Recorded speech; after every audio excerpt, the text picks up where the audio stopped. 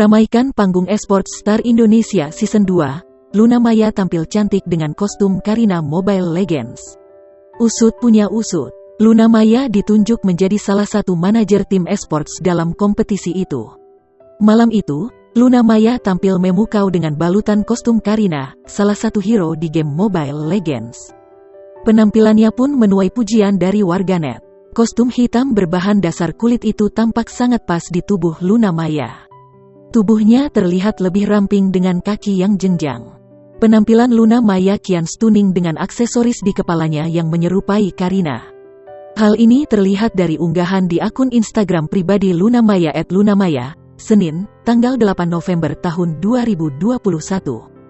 Kemarin aku as Karina di Mobile Legend @esports Star Indonesia Next, jadi siapa ya kira-kira, tulis Luna Maya di kolom caption. Luna terlihat mengenakan busana tanpa lengan warna hitam.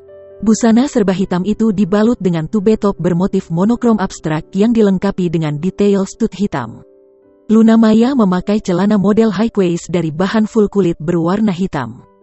Sama dengan baju yang dikenakan, celana kulit yang dikenakan Luna Maya juga dilengkapi dengan stud hitam di bagian sisi kanan dan kiri celana.